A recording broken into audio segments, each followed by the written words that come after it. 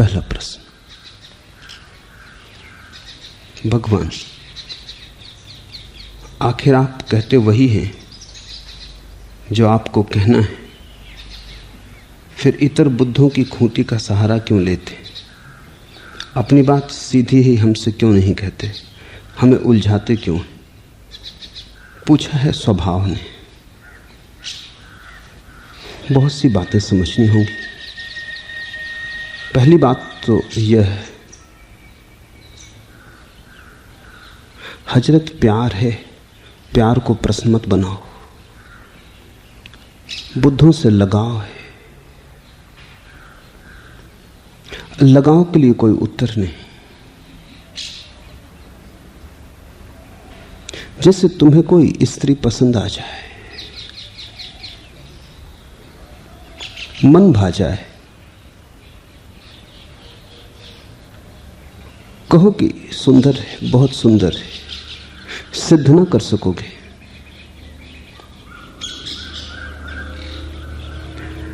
प्रेम तर्क से कुछ गहरा है।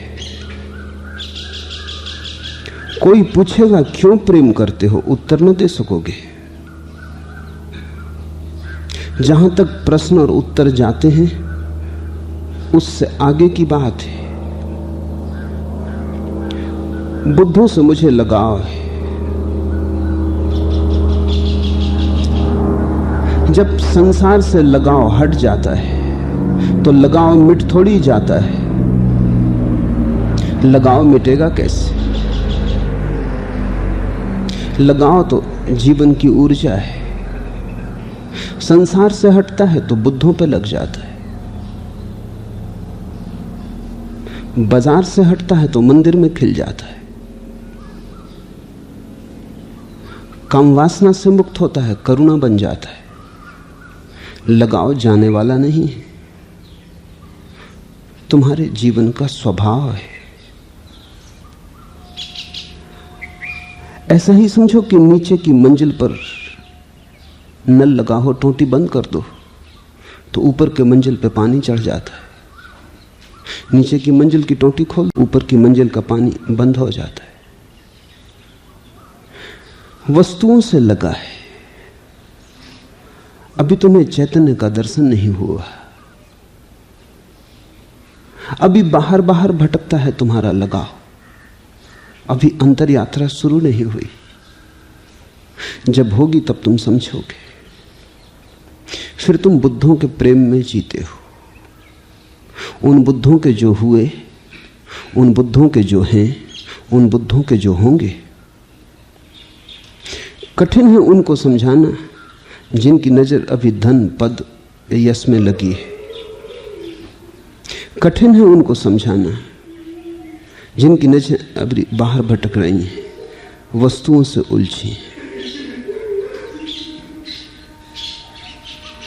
लेकिन एक बार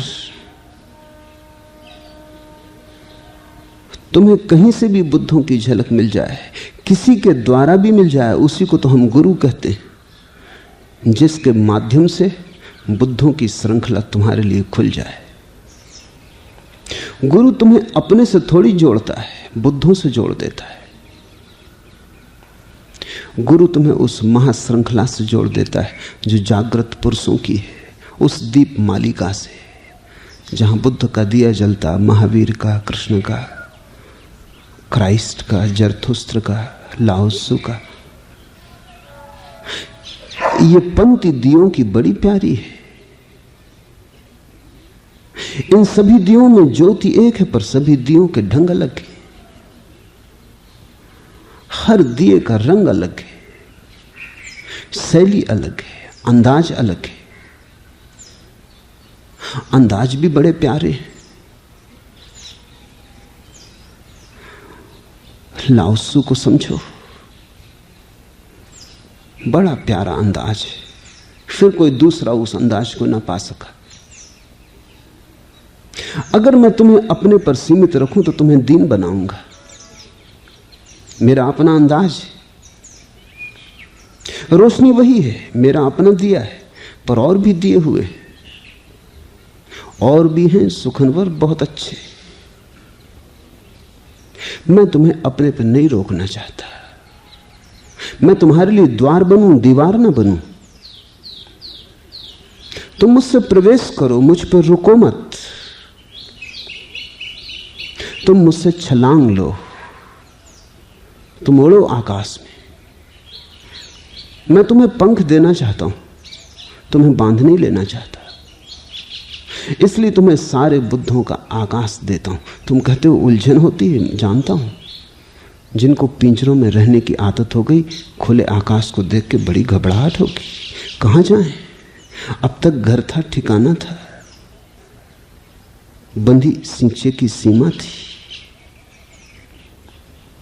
खुला आकाश भयाक्रांत कर देगा। इतनी दिशाएं कैसे चुने? कहां जाएं? और कहीं उत्तर गए तो पछतावा रहेगा कि दक्षिण क्यों न गए। पता नहीं दक्षिण में ही सोने की खदानें होती हों। दक्षिण गए तो मन पछताता रहेगा, पूरब क्यों न गए, जहां से उगता था सूरज शायद वहीं सब छिपा हो। पूरब गए तो मन कहता रहेगा पश्चिम क्यों न गए, जहां सूरज जा रहा है रोज, तो अकारण तो न जाता होगा। पिंजड़े में बंद पक्षी को ये सब अड़चने नहीं है। कारागृह में पड़े आदमी को ये सब उलझने नहीं है। न निर्णय लेना है, न किसी तरफ जाने की हिम्मत जुटानी है, न कोई कदम उठाना है। घूम लेता है अपने पिंजरे में, सभी दिशाओं में हाथ पैर मार लेता है, दिशाएं हैं ही नहीं वहां।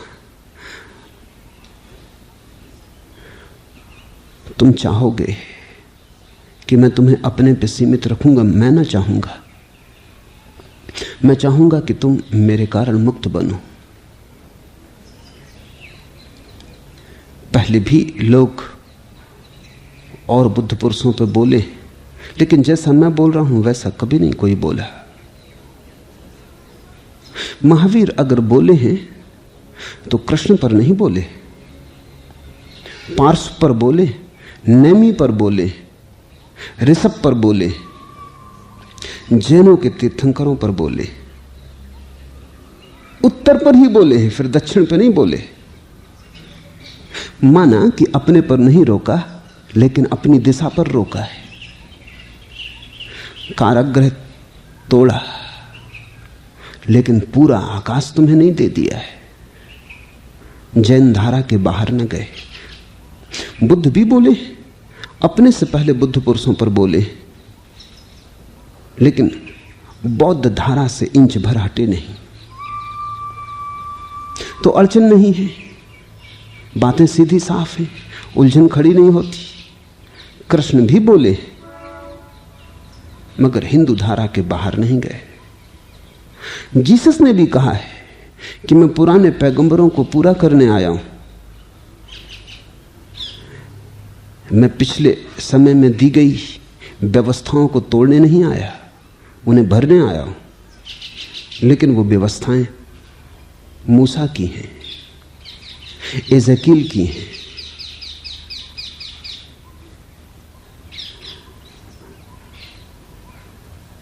यहूदी परंपरा की हैं। जीसस इंच भर उस परंपरा से यहां वहां न गए। दिशाएं दी उन्होंने, मैं तुम्हें आकाश दे रहा हूं। इसलिए तुम्हारी उलझन में समझ सकता हूं, तुम्हारी अड़चन में नहीं समझता ऐसा नहीं है, खूब समझता हूं। सोच समझ के ही पूरा आकाश दे रहा हूं, क्योंकि मुझे लगता है पिंजरों ने तो बांधा ही, दिशाओं ने भी बांध लिया। जैन फिर जैन से आबद्ध हो गए। मेरे देखे मनुष्य इस भांति दरिद्र हुआ, उसकी महिमा घटी, क्योंकि वो औरों को आत्मसात न कर सका। कृष्ण को चूका जो जैन हुआ, जो हिंदू हुआ वो महावीर से वंचित हुआ। सकरी गली हो गई, पहुंचाती है। लेकिन मैं तुमसे कहता हूं, राह को भी विराट क्यों ना बनाओ। और कभी कभी मुझे लगता है गली अगर इतनी सकरी है तो तुम जहां पहुंचोगे वो कोई बहुत बड़ा विराट नहीं हो सकता। क्योंकि साधन साध्य को निर्णित करते हैं, मार्ग मंजिल को बनाता है। अगर तुम सकरे में जीने के आदी हो गए और जियोगे तो मार्ग पर न मालूम कितने जन्मों तक, तो तुम्हारी आंखें ही संकीर्ण हो जाएं, तुम्हारी आत्मा ही कहीं दिशा ना ले लेती है। जैन यहीं रहे, कृष्ण का मंदिर पड़ोस में, लेकिन उनके कानों में कृष्ण मंदिर की घंटियां नहीं गूंजी, नहीं गूंज सकती, उस तरफ कान बंद है। कृष्ण की बांसुरी बजती रही है, लेकिन उन्हें ऐसा ही लगा कि ये नींद में खलल है, कोलाहल है। वो कभी उस बांसुरी के स्वर को सुनने ना गए, डरे रहे कहीं ये बांसुरी का स्वर उन्हें भटका ना दे, ये कहीं महावीर के मार्ग से च्युत न कर दे। मैं तुम्हारे सारे बंधन तोड़ रहा हूं, इसलिए मेरे साथ तो अगर बहुत हिम्मत हो तो ही चल पाओगे, अगर कमजोर हो तो किसी कारागृह को पकड़ो, मेरे पास मत आओ। लेकिन तुम्हारे कारण मैं संकीर्ण न दूंगा, मैं विराट ही दूंगा, जो ले सकेंगे उन्हीं को दूंगा। मैं तुम्हें इस योग बनाऊंगा, तुम्हें तोड़ूंगा, तुम्हें तरल करूंगा, इस योग बनाऊंगा कि तुम फैल सको सभी दिशाओं में, तुम उड़ सको खुले आकाश में। वस्तुतः मैं तुम्हें कहीं ले जाना नहीं चाहता, उड़ना सिखाना चाहता हूं। ले जाने की बात ही ओछी है। मैं तुमसे कहता हूं तुम पहुंचे हुए हो, जरा परों को तौलो, जरा तूफानों में उठो, जरा आंधियों के साथ खेलो, जरा खुले आकाश का आनंद लो। मैं तुमसे ये नहीं कहता कि सिद्धि कहीं भविष्य में है, अगर तुम उड़ सको तो अभी है, यही है। मैं चाहता हूं कि मंदिर से उठती घंटियों की आवाज में तुम्हें मस्जिद की अजान भी सुनाई पड़े। कैसा दरिद्र हो गया आदमी, मस्जिद मंदिर को बांट लिया। कैसा दरिद्र हो गया आदमी, अपनी धरोहर को बांट लिया। कोई जरूरत न थी, सब तुम्हारे हैं, तुम सबके हो। तमीज एक कुफ्र ईमा मिट चुकी है अर्ज अब दिल से, सदा नाकूस की कानों में आती है अजा होकर। अब कौन है काफिर और कौन है मुसलमान, ये भेद गिर गया। सदा नाकूस की कानों में आती है अजा होकर, मंदिर से शंख की आवाज उठती है, अजान सुनाई पड़ती है। तुम्हें पिघलाना चाहता हूं, तुम्हें धनी बनाना चाहता हूं। निश्चित ही गरीब आदमी उतनी उलझन में नहीं होता, ये मुझे पता है। उलझन होने योग्य कुछ नहीं है।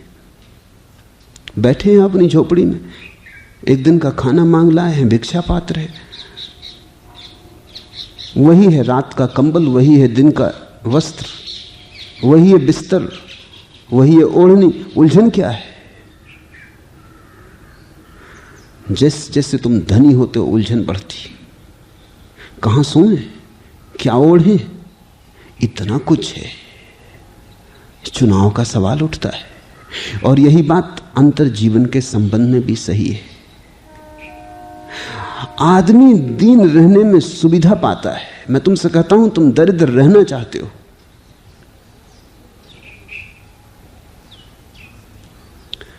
क्योंकि दरिद्र रहने में उलझन खड़ी नहीं होती, एक तरह की शांति होती। चुनाव का उपाय ही नहीं है, उलझन ही नहीं है, जो है वो है, उतना ही है। लेकिन जैसे जैसे तुम धनी होते हो वैसे वैसे बड़ी कठिनाई आती। मगर मैं तुमसे कहता हूं कठिनाई का मुकाबला करने से ही मनुष्य निर्मित होता है। जितनी चोट पड़ती है उतनी जाग आती है। जितने तार तुम्हारे छेड़े जाएंगे उतना संगीत निखरेगा। जितनी छेनी तुम पर पड़ेगी उतना ही रूप प्रकट होगा। गरीब रहना चाहते हो, सुलझाओ के हिसाब से। कहते हो एक बात बता दो, वही पकड़ ले, उलझाओ मत। एक बात पकड़ लेना सदा आसान है। चुनाव ही नहीं है तो चैतन्य की जरूरत ही नहीं होती। मूर्छित भी पकड़ लेता है एक बात। इसलिए तो जो एक एक बात पकड़े हैं मूर्छित रह गए। हिंदू बेहोश है, मुसलमान बेहोश है, जैन बेहोश है, चले जाते हैं और रौ में बहे जाते हैं। भीड़ के धक्के खाएं वहां चले जाते हैं, जहां भीड़ जा रही वे भी चले जा रहे हैं। एकांत में अकेले चलने में घबराहट होती, क्योंकि फिर कदम कदम पर चुनाव है और कदम कदम पर निर्णय लेना है और कदम कदम पर होश रखना है। इसलिए तो लोग दूसरों का अनुसरण करते, अपनी झंझट टली। किसी का भी पकड़ लिया पीछा, एक दफा मान लिया कि ठीक जा रहा होगा, चल पड़े, हम तो निश्चिंत हुए। ध्यान रखना, तुम जिन्हें नेता कहते हो वो निश्चिंत हैं, क्योंकि पीछे बहुत लोग उनका दामन पकड़े हुए। वो निश्चिंत हैं, जब इतने लोग मेरे पीछे चल रहे हैं तो जरूर मैं ठीक ही चल रहा होऊंगा, अन्यथा कौन किसके पीछे चलता है। पीछे चलने वाले सोच रहे हैं कि जब नेता इतना निश्चिंत चल रहा है तो निश्चित जानता होगा कहां जा रहा है। ऐसा लेन देन है। अकेले चलने में तुम भी डरते हो, तुम्हारा नेता भी डरता है। इसलिए तो व्यक्तित्व को पाना बड़ा दूभर मालूम होता है। व्यक्तित्व पाने का अर्थ है पगडंडी, राजपथ नहीं। और मैं तो तुम्हें पगडंडी भी नहीं दे रहा हूं, क्योंकि आकाश में पगडंडियां भी नहीं होती। पक्षी उड़ जाते हैं, पैरों के चिन्ह भी नहीं छूटते। किसी को पीछे अनुसरण करने का उपाय भी नहीं बचता। आकाश कोरा का कोरा रह जाता है। यहां पथ बनते ही नहीं।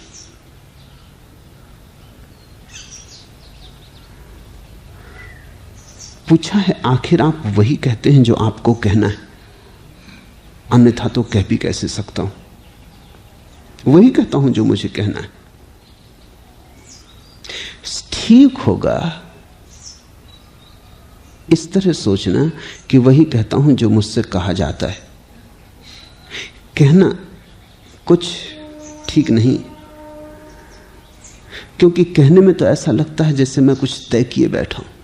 वही कहना है जो मुझे कहना है। नहीं, वही कहता हूं जो कहा जाता है। वही कहता हूं जो परमात्मा कहला रहा है। काम जो तुमने कराया कर गया, जो कुछ कहाया कह गया। यह कथानक था तुम्हारा और तुमने पात्र भी सब चुन लिए थे, किंतु उनमें थे बहुत से जो अलग ही टेक अपनी धुन लिए थे और अपने आप को अर्पण किया मैंने कि जो चाहो बना दो। काम जो तुमने कराया कर गया, जो कुछ कहाया कह गया। मैं कुछ कहना चाहता हूं ऐसा भी नहीं है। जो परमात्मा कहला रहा है वो कह रहा हूं। अपने को मैंने हटा लिया है, यही मेरा होना है। और इसको इस तरह से हटा लिया है कि अब ये बांसुरी किसी के भी ओंठों पर रखी जा सकती है। ये कृष्ण के ओंठों पर रख दो तो गीता के स्वर उठने लगेंगे। इसे तुम बुद्ध के ओंठों पर रख दो तो एस धम्मो सनातन हो। इस बांसुरी का अपना कोई आग्रह नहीं, ये बस बांस की पोंगरी है, ये बस खाली है। इसलिए कोई भी स्वर इससे उतरना चाहे तो मुक्त है। और मैं चाहता हूं कि जब तक ये बांसुरी है, तुम जितने ज्यादा स्वर सुन लो उतना अच्छा, तुम उतने धनी हो जाओगे। तुम कहते हो आपको जो कहना हो वही कह दे, वही होगा। स्वर बांसुरी के ही रहेंगे। स्वर में बांसुरीपन रहेगा। बांसुरी से वीणा के स्वर ना उठेंगे, लेकिन बांसुरी जब कृष्ण के ओंठों पे होगी तो कुछ बांसुरीपन में भी कुछ और जुड़ जाएगा। बुद्ध के ओंठों पे होगी तो कुछ और जुड़ जाएगा। मैं तुम्हें धनी बनाना चाहता हूं। मैं निर्धनता का पक्षपाती नहीं हूं। मैं तो निर्धनता का पक्षपाती तभी हूं जब निर्धनता भी तुम्हारा धन हो।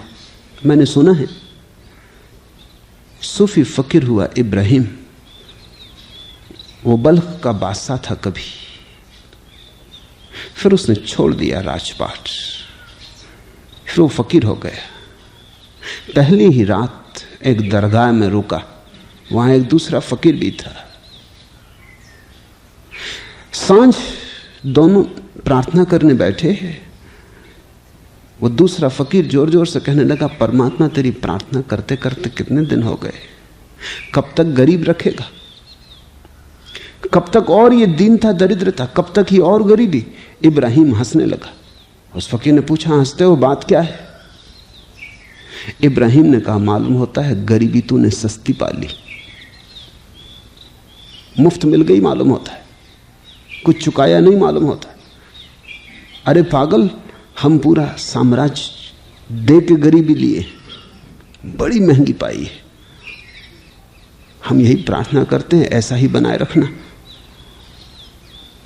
अब तुम समझो, मैं गरीबी का पक्षपाती हूं तब जब तुमने उसे कमाया हो, तब गरीबी बड़ी अमीरी है। मैं तुम्हारी शून्यता का पक्षपाती हूं लेकिन तभी जब पूर्णता के मार्ग पर शून्यता उतरी हो।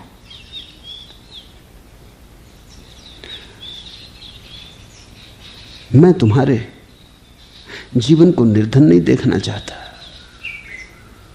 निर्धनता भी धन होती तभी, निर्धनता भी जब परम सौभाग्य होती तभी। मैं तुम्हें भरे हुए देखना चाहता हूं। अगर मैं शून्यता की बात भी कहता हूं तो सिर्फ इसलिए कि शून्यता जितना भरती है उतना कुछ और नहीं भरता। वो बड़ा भराव है, वो आखिरी भराव है, उसके ऊपर फिर कुछ और भरने को बचता नहीं। सूनी प्याली को गौर से देखना, भरी प्याली से ज्यादा भरी होती। पानी भर दो, कितना ही भर दो, फिर भी कुछ खाली होती। पानी और प्याली के बीच में थोड़ी जगह तो होगी, नहीं तो पानी प्याली हो जाएगा, प्याली पानी हो जाएगी। थोड़ा अवकाश तो होगा, फासला तो होगा। और कितना ही पानी भरा हो, एक बूंद और भी भरा जा सकता है। सुना है मैंने, नानक एक गांव के बाहर मेहमान हुए।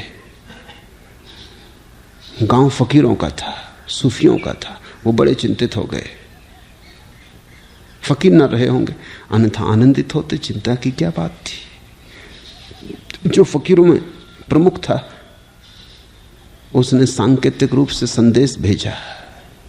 उसने अपने शिष्य के हाथ में पानी से भरी हुई एक प्याली भेजी, लबालब भरी थी, एक बूंद भी रखने को जगह न थी।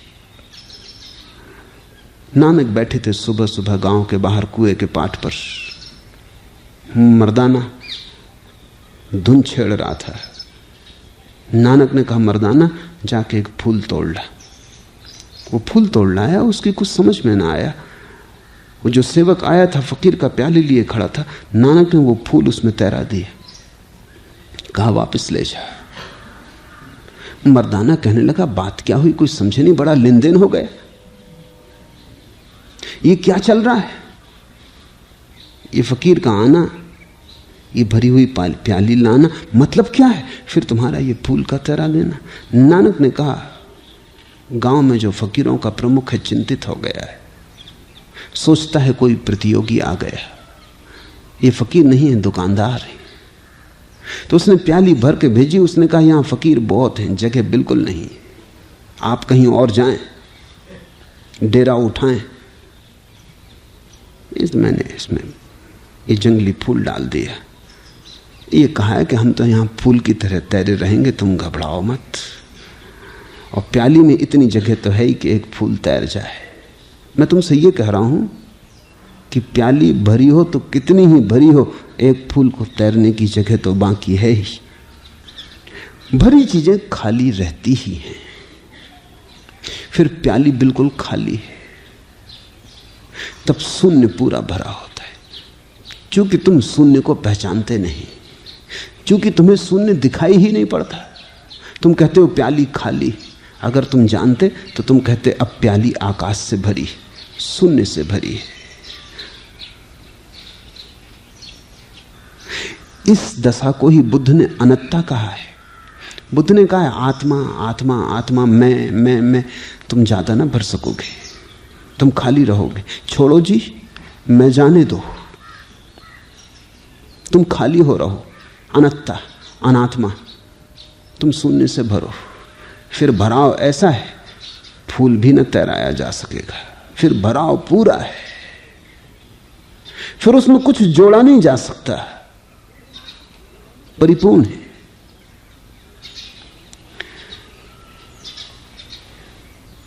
तो मैं तो एक खाली बांस की पोंगरी हूं। इसे मैं बहुत ओंठों पर रखता हूं, तुम सुन लो।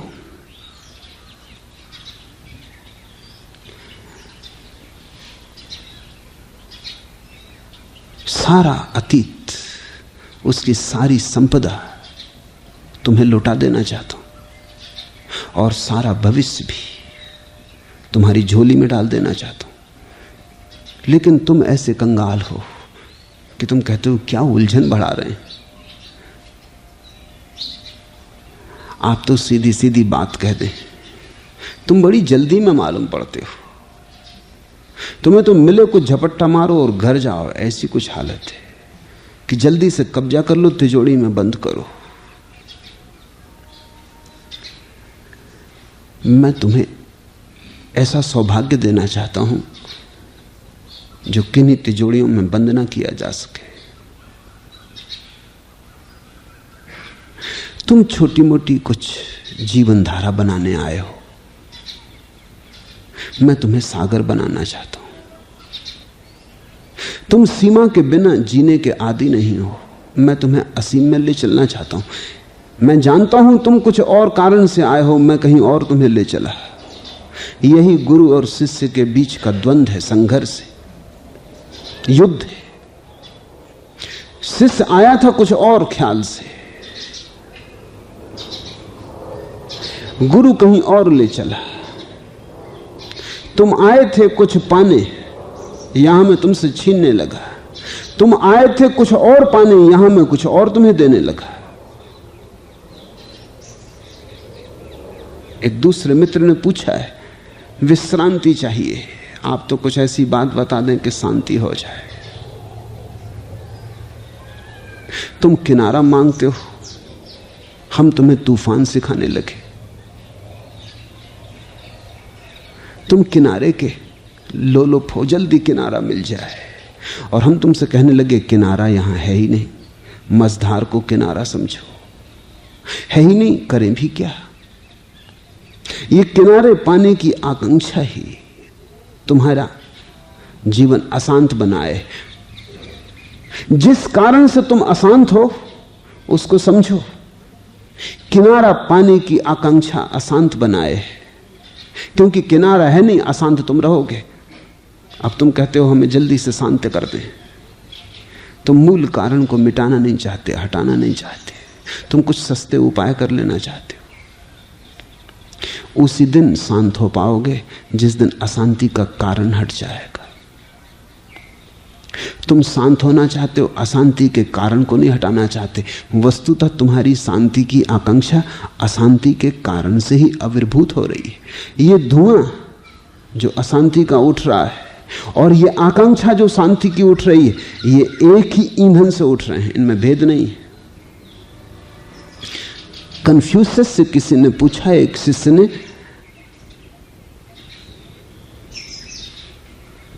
कि मुझे शांत होना है, मुझे शांत होने का मार्ग बता दे। कन्फ्यूशियस का बकवास बंद, मर के तू शांत हो ही जाएगा, अभी इतनी जल्दी क्या है,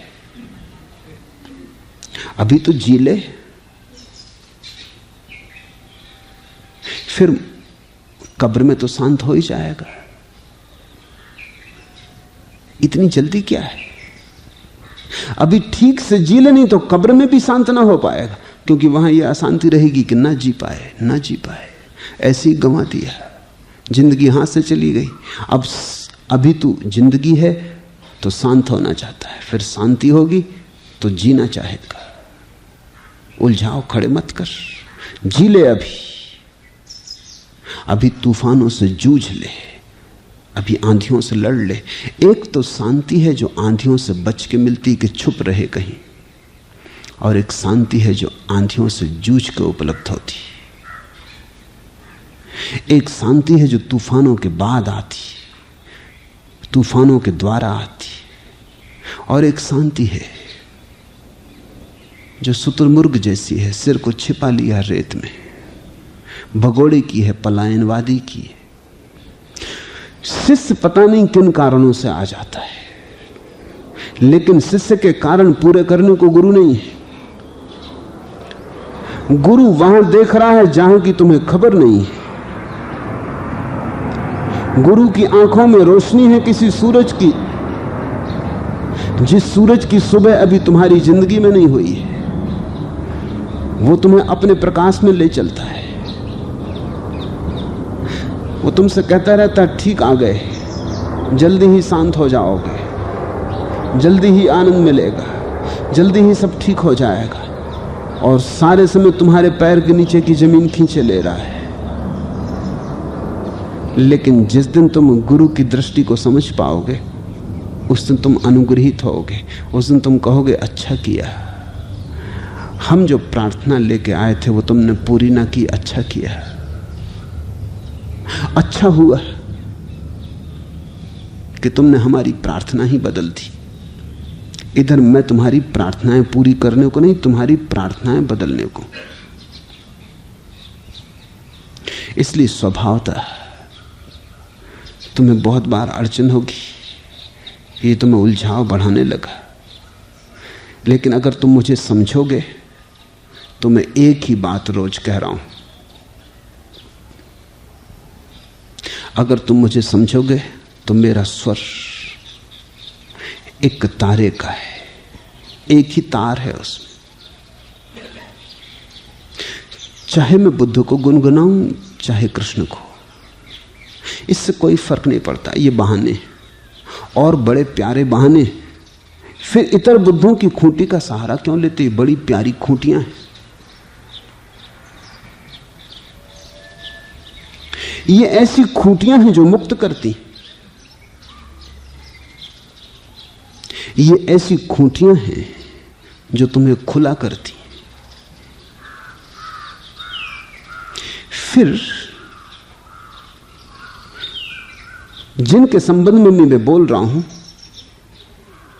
मेरे लिए वो पराये नहीं,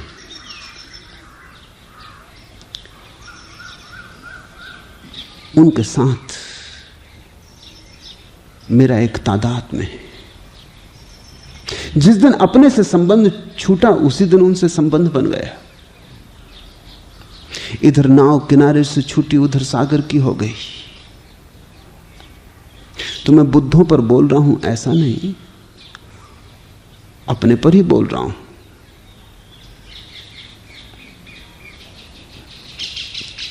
मेरे भीतर कोई अंतर नहीं है। इसलिए तुम बहुत अड़चन में और भी पड़ोगे। अगर यहां कोई बौद्ध सुन रहा होगा तो बड़ी मुश्किल में पड़ेगा कि बुद्ध पे ऐसी बातें तो कभी सुनी नहीं। जैन अड़चन में है कि मैं महावीर पे क्या कहता हूं। ईसाई उलझते हैं कि मैं ईसा पे क्या कह रहा हूं। ऐसा तो कभी किसी ने कहा नहीं, क्योंकि जिन्होंने कहा है, लिखा है,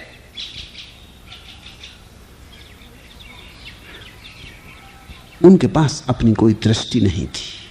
पंडित लिखते हैं, पंडित बोलते हैं। मैं एक नया सिलसिला शुरू कर रहा हूं। यही एक उपाय है तुम्हें पंडितों से मुक्त करने का।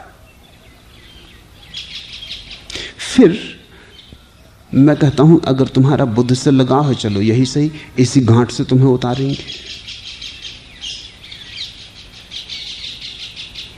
तुम अगर कहते हो कि हम तो बुद्ध के घाट से ही जाएंगे, बुद्धम शरणम गच्छामि, तो मैं कहता हूं चलो ठीक,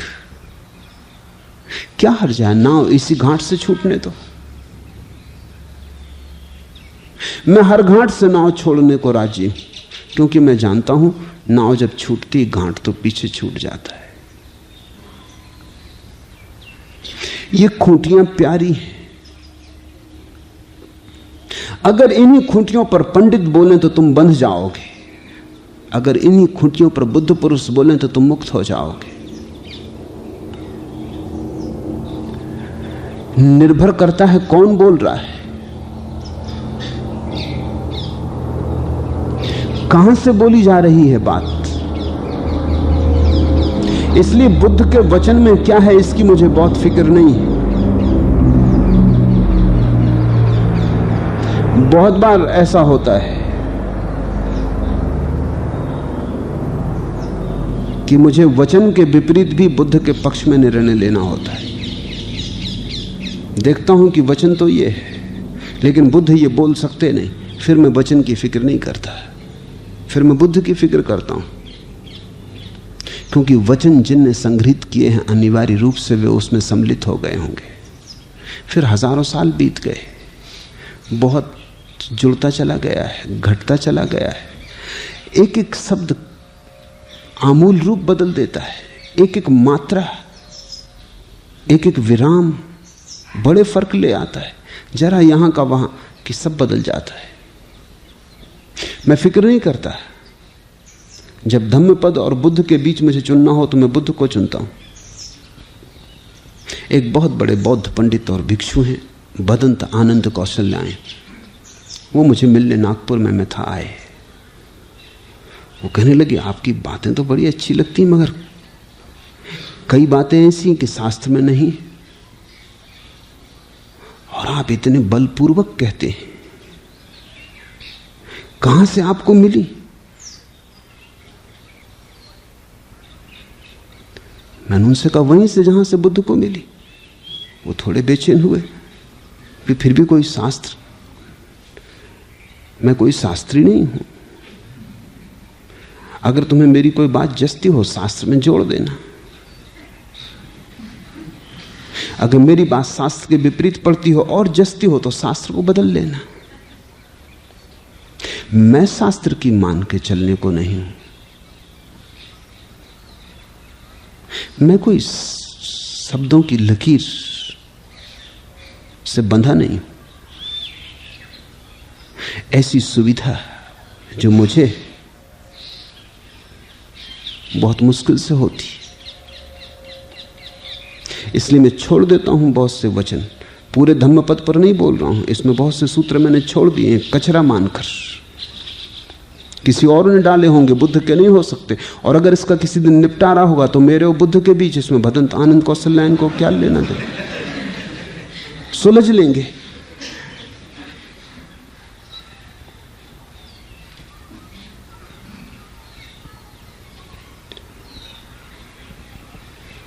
पंडितों को तो मुश्किल होगी, क्योंकि पंडित के पास अपना तो दिया नहीं है। वो ये तो जांच ही नहीं सकता कि बुद्ध ने क्या कहा होगा, उसके लिए तो बुद्ध होना जरूरी है। वो तो शास्त्र में खोज सकता है, शास्त्र में कहा है बस। शास्त्र में कैसे आया, बुद्ध के द्वारा आया या किसी और ने डाल दिया, कोई और जोड़ गया। वचन संग्रहित किए गए, वर्षों बाद लिखे गए। बुद्ध के मर जाने के कोई 500 वर्ष बाद। थोड़ा सोचो, लोगों की स्मृति में रहे। इसलिए बहुत से पाठ हैं, पाठ भेद है, क्योंकि एक स्मृति में रखने वाले ने कुछ जोड़ लिया, कुछ छूट गया। ऐसा भी नहीं कि जान के किया हो, लोगों ने बड़ी निष्ठा और प्रेम से संभाला होगा, लेकिन मनुष्य स्वभाव, मनुष्य की सीमाएं, स्मृति की सीमाएं, स्मृति की भूल चूके हैं। तो वेद के बहुत पाठ हैं, एक पाठ एक बात कहता है, दूसरी पाठ दूसरा बात कहता है। अब सवाल यह है कि कैसे निर्णय करो कि कौन सही है। एक ही उपाय है, वहां पहुंच जाओ जहां से वेद पैदा होते। जहां से वेद जन्मता है उस गंगोत्री में तलाशो। इसलिए मैंने सोचा कि ऐसा मौका फिर मिले ना मिले, बुद्ध को फिर ताजा कर जाऊं, महावीर को फिर से ताजगी दे दूं। ये फूल खूब कुम्हला गए, बड़े प्यारे, लेकिन सूखने लगे, इनकी जड़ों को पानी नहीं मिला। इनका उपयोग हो सकता था, इनकी सिर्फ पूजा हुई, इनसे महाक्रांति पैदा हो सकती थी, कुछ भी ना हुआ। इनको फिर ज्योति दे देनी जरूरी है। इन दियों की ज्योति बुझने लगी है, जरा बाती को संभाल देना जरूरी है। इसके पहले की बाती डूब ही जाए, बुझ ही जाए, कोई संभाल दे, ये फिर प्रज्वलित हो जाएंगे, फिर इनसे प्रकाश मिलने लगेगा। और सभी दियों से एक ही प्रकाश है, इसलिए मुझे अड़चन नहीं होती। मुझसे कई लोग पूछते हैं कि ये कैसे संभव होता आपको, कि आप बाइबल पे भी बोल लेते हैं, धम्मपद पर भी बोल लेते हैं, गीता पे भी बोल लेते हैं, इसमें कुछ अड़चन नहीं है, उलझन नहीं है। मेरे पास अपनी कसौटी है, इसलिए जहां मेरी कसौटी से मेल खा जाता है वहां मैं जानता हूं जीसस ने कहा है। जहां मेरी कसौटी से मेल नहीं खाता वहां मैं जानता हूं जीसस ने नहीं कहा है।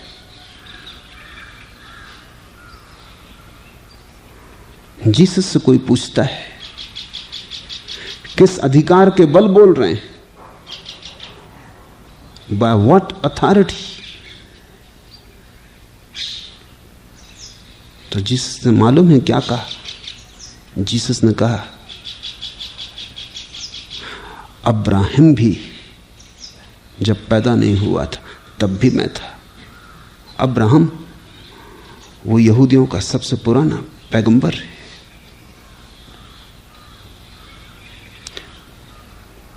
जैसे राम हिंदुओं के, ऐसे अब्राहम यहूदियों का है।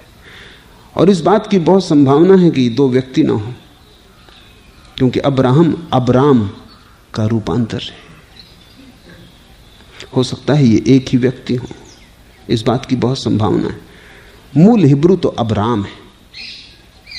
अब्राम का मतलब होता है श्री राम, सम्मान के लिए है। अब राम को कैसे राम कहें, श्री राम, तो अब्राम फिर अब्राहम हुआ, उससे चलते चलते बिगड़ गया। और ये दो ही धर्म हैं संसार में जो बड़े मूल हैं, हिंदू और यहूदी। फिर शेष तो इनकी शाखाएं हैं। हिंदुओं की शाखाएं हैं जैन, बौद्ध, सिख। यहूदियों की शाखाएं हैं मुसलमान, ईसाई। ये दो मूल हैं। और हो सकता है दोनों के पीछे एक ही स्रोत हो, राम का। होना भी चाहिए, यही धर्म का एक ही स्रोत होना चाहिए। फिर उसकी शाखाएं फैलती चली गई। तो जीसस ने कहा अब्राहम भी नहीं था तब भी मैं था। जीसस ये कह रहे हैं कि मैं उसी मूल स्रोत से आता हूं जहां से सब आए। उनके भी पहले मैं था, समय का कोई सवाल नहीं है। मैं तुमसे कहता हूं बुद्ध भी नहीं थे तब मैं था, अड़चन होगी। यह जहां से बुद्ध आए वहीं से मैं आता हूं, उसी एक घर से, उसी एक गंगोत्री से। मुझे पता है बुद्ध ने क्या कहा होगा। जो मैं नहीं कह सकता वो बुद्ध नहीं कह सकते। अगर तुम पूछो किस अधिकार से, मेरे अधिकार से कहता हूं, और तो कोई अधिकार है नहीं, और कोई अधिकार हो भी नहीं सकता। अपनी ही बात सीधी हमसे क्यों नहीं कहते, हमें उलझाते क्यों हैं?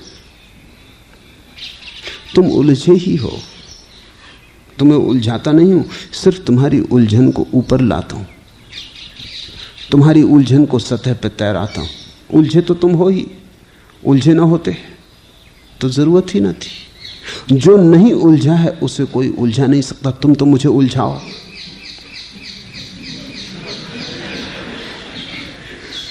तुम तो इतने पारंगत हो उलझन में, चलो कोशिश करो, तुम मुझे उलझाओ। तुम मुझे नहीं उलझा सकते। जो सुलझ गया सुलझ गया, जो जाग गया उसे सोए लोग जगा नहीं, सुला नहीं सकते।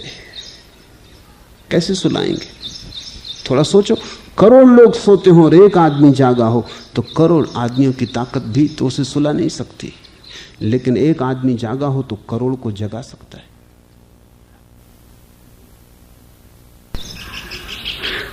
तुम इतने हो, मैं अकेला हूं, तुम सब उलझे हो, तुम मुझे उलझाओ, कोई उपाय नहीं। मैं तुम्हें सुलझाने की कोशिश कर रहा हूं, हालांकि मैं समझ गया तुम्हारे प्रश्न का मतलब। तुम मेरे पास आए थे तब तुम्हें ख्याल था कि तुम सुलझे हुए हो, जब से आए हो तब से उलझने दिखाई देने लगी। दर्पण के सामने आ गए हो तो अपना चेहरा दिखाई पड़ने लगा। पहले तुमने सोचा था बड़े सुंदर हो, अब दर्पण के सामने पड़ गए तो अड़चन आने लगी। कभी कभी दर्पण पे भी नाराज हो जाते हो कि ये मामला क्या, हम तो बड़े सुंदर थे। एक स्त्री पागल हो गई थी, वो जहां भी जाती दर्पण होता तो तोड़ देती। लोग पूछते मामला क्या है, तो वो कहती ये दर्पण मुझे कुरूप बना देते। वो स्त्री कुरूप थी, लेकिन दर्पणों पर नाराज होती थी। दर्पण किसी को क्या कुरूप बनाएंगे? इधर तुम मेरे पास आओगे तो तुम्हें उलझने दिखाई पड़नी शुरू होंगी।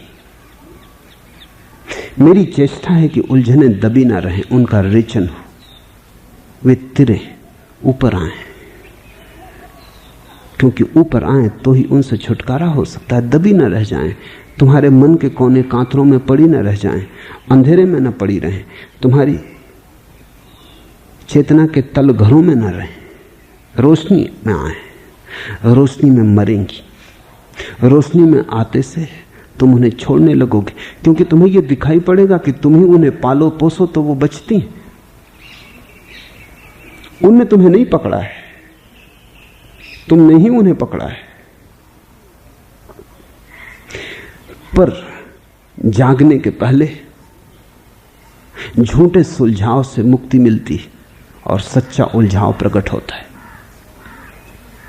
साधारणतः आदमी सोचता है सुलझा ही हुआ है, इतना बेहोश है कि इतना भी समझ में नहीं आता कि मैं उलझाऊं। तुम दूसरों को भी सलाह दिए चले जाते हो, तुम्हें यह भी पता नहीं कि ये सलाहें अपने काम भी नहीं आई। ये सलाहों का तुम खुद भी जीवन में आचरण नहीं कर पाते हो, दूसरों को दिए चले जाते हो। तुम्हारी सलाहों के कारण संसार में एक बड़ी भारी दुर्घटना घटती। कभी तुमने ख्याल किया, जैसे जैसे बच्चा बड़ा होता है, उम्र बढ़ती, अनुभव आता है, वैसे वैसे उसकी श्रद्धा क्षीण होने लगती। बड़े आश्चर्य की बात है, पहले वो अपने माँ बाप पर भरोसा करता था, लगते थे वे जो कुछ कहते हैं वेदवाक्य, देववाणी। फिर धीरे धीरे संदेह पैदा होता है, क्योंकि माँ बाप ने जो बातें कही थी, बच्चा जब देखने में समर्थ हो जाता है, पाता है ये तो उनका आचरण खुद भी नहीं करते। जब तक बोध नहीं था तब तक भरोसा करता था कि ठीक कहते हैं, पर अब पकड़ने लगता है विरोधाभास। कहते कुछ हैं, करते कुछ हैं, करते कुछ हैं, बताते कुछ हैं कुछ, दिखावा बड़ा और है, पाखंड दिखाई नहीं पड़ने लगता है। और जिस बच्चे के मन से माँ बाप का भरोसा उठ गया, क्योंकि वो उसकी पहली श्रद्धा थी, वो उसका पहला प्रेम था, उसके श्रद्धा का भवन गिरने लगा। अब ये किसी पे भरोसा ना कर सकेगा। जब अपने माँ बाप तक दगा दे गए, जब ये भी भरोसे के साबित न हुए, अब कौन साबित होगा? फिर भी चेष्टा करता है, क्योंकि श्रद्धा बड़ी प्रीतिकर है और अश्रद्धा बड़ी कष्टपूर्ण है। बड़ी मुश्किल से छोड़ता है बच्चा श्रद्धा को, स्कूल के शिक्षकों पर भरोसा कर लेता है, लेकिन वो भी टूट जाता है। उनके जीवन में भी वो नहीं दिखाई पड़ता जो वो कहते, दिखाई उल्टा ही पड़ता है। जैसे जैसे वो बड़ा होता है, जैसे जैसे जीवन का अनुभव होता है, सब तरफ से श्रद्धा पर चोट पड़ती, सब तरफ से श्रद्धा खंडित होती, अश्रद्धा भर जाती। ये अश्रद्धा इसलिए पैदा होती है कि तुम ऐसी सलाहें दे रहे हो जो तुम्हें नहीं देनी थी, तुम ऐसी बातें कह रहे हो जो तुम्हें नहीं कहनी थी। आखिर कितनी देर धोखा दोगे? थोड़े लोगों को थोड़े दिन धोखा दिया जा सकता है, लेकिन सभी को तुम सदा के लिए थोड़ी धोखा दे दोगे। अगर लोग इतने भी जागरूक हो जाएं कि ऐसी सलाह न दें जो उनके जीवन का अनुभव नहीं है, तो दुनिया में श्रद्धा के पौधे पनपने लगे। अगर बाप ये कह दे कि मुझे पता नहीं है कि ईश्वर है या नहीं, मैं भी खोज रहा हूं, तू भी खोजना बेटे। अगर तुझे मिल जाए तो मुझे बता देना, मुझे मिल जाएगा तो तुझे बता दूंगा, लेकिन मैं भी टटोल रहा हूं। इस बाप से श्रद्धा कभी ना उठ सकेगी। लेकिन पूछो बाप से, किसी भी बाप से, ईश्वर है? कहता है उसी ने संसार बनाया। प्रार्थना करो रोज, लेकिन आज नहीं कल बेटा पाएगा कि इसकी प्रार्थना झूठी। रोज तो ये भी नहीं करता है, रोज रोज पाएगा कि इसका जीवन वक्तव्य कुछ और दे रहा है और ये कहता कुछ और है। करता तो ये वही है जिससे सिद्ध होता है कि ईश्वर नहीं है और कहता है कि ईश्वर है। घृणा और वैमनस्य और ईर्षा और प्रतिस्पर्धा सब इसमें घर किए, मोह मत्सर और मद सब इसमें घर किए, सब तरह के जहर पाले हुए। इन जहरों से प्रार्थना उठेगी कैसे? ध्यान रखना, तुम जब तक मेरे पास ना आए थे तुम्हें अपनी सलाहें मूल्यवान मालूम होती थी। मेरे पास आके तुम्हारी सलाहें दो कौड़ी की हो जाएंगी। जब तक तुम मेरे पास ना आए थे तुम्हें लगता था सब ठीक है, क्योंकि ठीक का तुम्हें पता ही ना था। तुलना कैसे करते, तौलते कहां, तराजू कहां था? मुझे सुनोगे सब गैर ठीक होने लगेगा। मेरे पास नहीं आए थे, बड़े सुलझे हुए थे। स्वभाव ने पूछा, स्वभाव को मैं जानता हूं।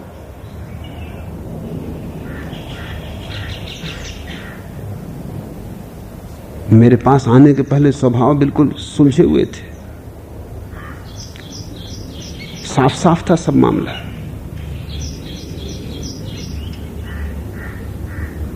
दृढ़ता थी, मुझसे तक आगे टकरा जाते थे,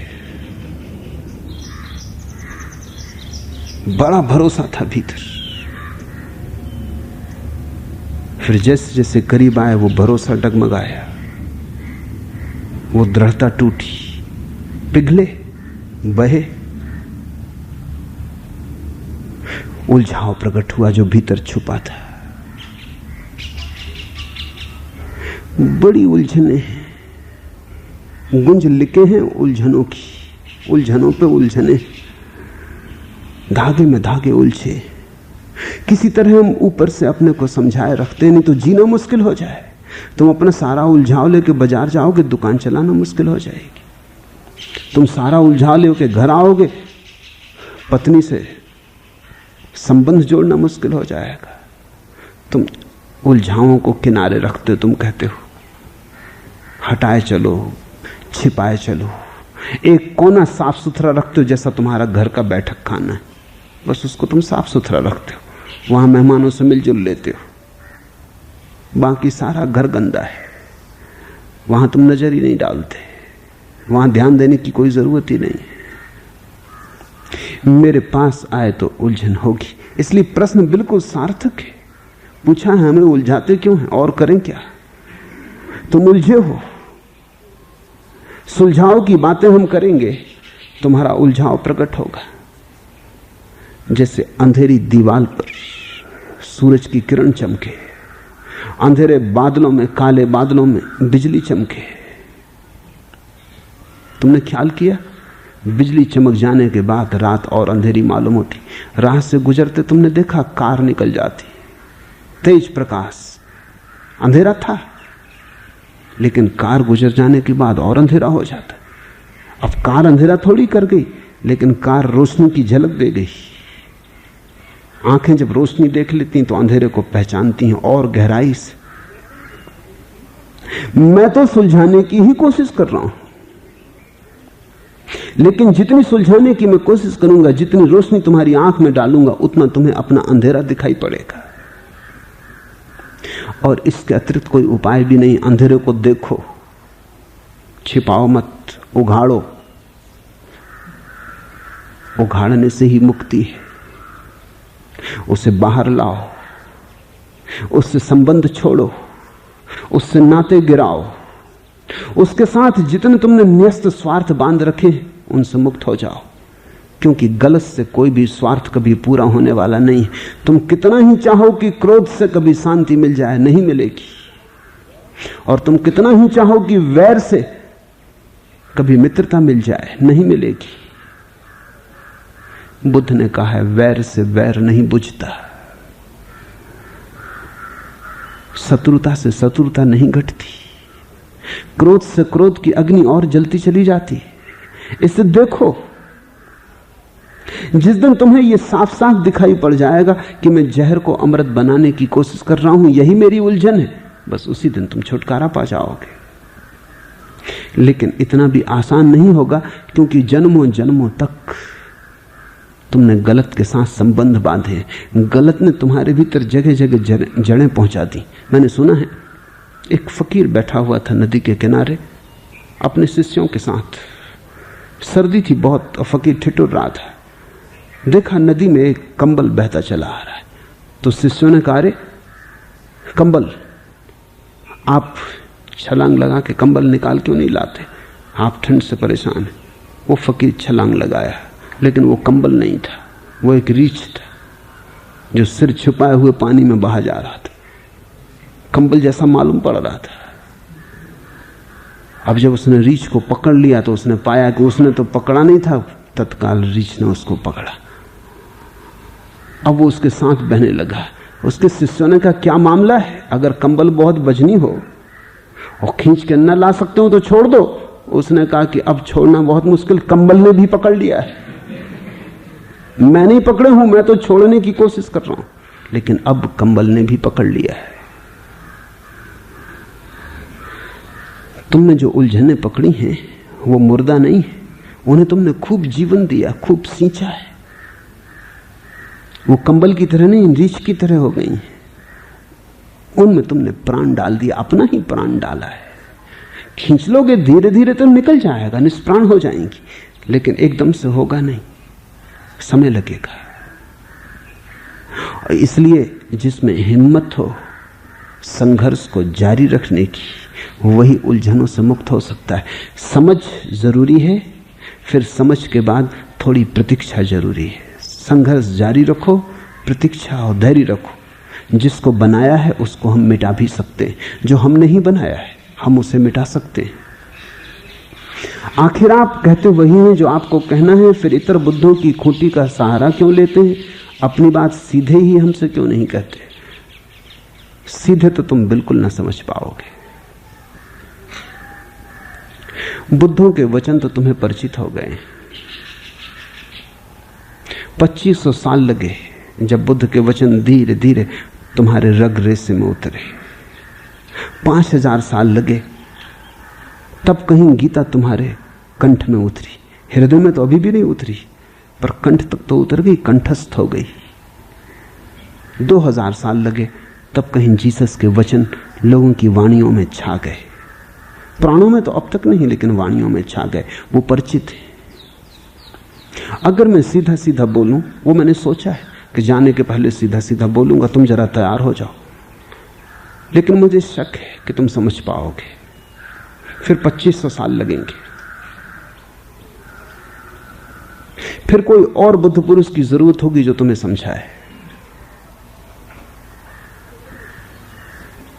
क्योंकि अगर मैं सीधा सीधा बोल दूंगा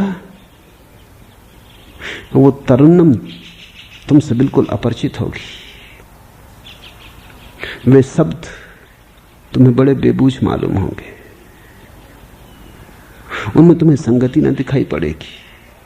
इसलिए खूंटियां खोजता हूं तुम्हारे सहारे के लिए। मुझे कोई जरूरत नहीं है। मुझे तो खूंटियों की वजह से बोलने में थोड़ी अड़चन होती, क्योंकि मुझे तालमेल बिठाना पड़ता है 25 साल पुरानी भाषा के साथ। व्यर्थ की अड़चन आती। मुझे जो कहना है वही कहना है, मैं सीधे ही कह सकता हूं। आखिर धम्मपद में एक भी ऐसा वचन नहीं है जो ऐसा हो जो मैं सीधा ना कह सकूं। तुमने कोई एक वचन अभी तक सुना जो ऐसा है जो मैं सीधा ना कह सकूं? अड़चन क्या है? गीता में कौन सा ऐसा वचन है जो मैं सीधा ना कह सकूं? ऐसी बात क्या है जो सीधी नहीं कही जा सके? लेकिन जब मैं सीधी कहूंगा तो वो तुमसे बिल्कुल अपरिचित होगी, कोरे आकाश से उतरेगी। अगर मैं बुद्ध के ढांचे का सहारा लेता हूं तो 2500 साल पुराना ढांचा है, उससे तुम धीरे धीरे राजी हो गए हो, पहचान गए हो। अगर मैं वेद पर बोलूं, उपनिषद पर बोलूं, तो वो तुम्हारे खून में उतर गया है। मैं उसका फायदा ले रहा हूं। ये तुम्हारे लिए सुगम बनाने की दृष्टि से है, कठिन बनाने की दृष्टि से नहीं। लेकिन तुम इतने कठिन हो कि सुगम बनाने को में भी कठिनता दिखाई पड़ जाती है। मैं बोलूंगा कभी, मेरे ख्याल में है, लेकिन तुम्हें तैयार कर लूं। अभी तो तुम्हें लगता है विरोधाभासी हूं, तब तुम्हें लगेगा पागल हो गए, क्योंकि फिर मैं बोलूंगा, तुम्हारी फिक्र छोड़ दूंगा। तुम्हारी फिक्र से बोला तो फिर मुझे पुरानी भाषा का उपयोग करना पड़ेगा। फिर मैं बोलूंगा जैसे कि मैं खाली रिक्त स्थान में बोल रहा हूं, तुम नहीं हो। तुम जरा रिक्त और खाली हो जाओ, तब मैं सूत्रों में बोलूंगा। फिर मैं व्याख्या नहीं करूंगा। व्याख्या कौन करेगा? फिर व्याख्या के लिए 2500 साल रुकना पड़ेगा। फिर सौभाग्य की बात है, कभी कोई जागेगा, उसकी व्याख्या कर देगा तो ठीक।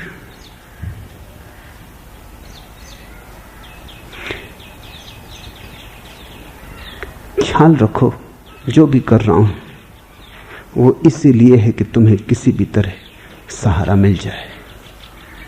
कुछ भी उपाय खाली ना छोड़ा जाए। तुम ये ना कह सको कि मैंने कोई उपाय खाली छोड़ा था। अगर तुम भटको तो मैं तुम्हें इस स्थिति में ही भटकते छोड़ूंगा कि तुम जानते रहो कि तुम अपने कारण भटक रहे हो, मेरे कारण नहीं। तुम ये ना कह सकोगे, ये शिकायत ना कर सकोगे कि मैंने कोई औषधि छोड़ी थी। तुम ये ना कह सकोगे कि आप एलोपैथी का इलाज करते रहे और हम होम्योपैथी से ठीक हो सकते थे। तो मैं सभी इलाज कर रहा हूं, होम्योपैथी भी, नेचुरोपैथी भी, आयुर्वेद भी, हकीमी भी, अकुपंचर भी। जो तुम जिस इलाज से तुम्हारी बीमारी छूटने की तुम्हारी इच्छा हो वही। अगर फिर भी तुम ठीक ना हुए तो तुम्हें कहना पड़ेगा, मानना पड़ेगा कि तुमने बीमारी को पकड़ा था, तुम छोड़ना ही ना चाहते थे। तुम मुझे दोष ना दे सकोगे।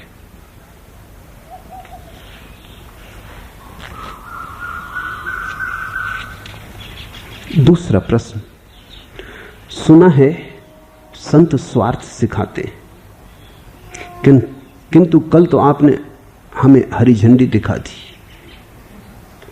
भाग्य से प्रेम का प्याला मिला था, द्वंद्व की दवा द्वंद्वातीत से मांगी थी और आपने हरी झंडी दिखा दी। ज्योति के प्रकाश के अमृत के प्रभु के घर से जाने की हरी झंडी कैसी?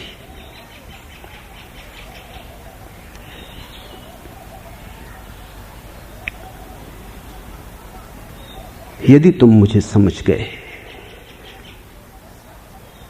तो तुम फिक्र छोड़ो, तुम जाओ, मैं तुम्हारे साथ आता हूं।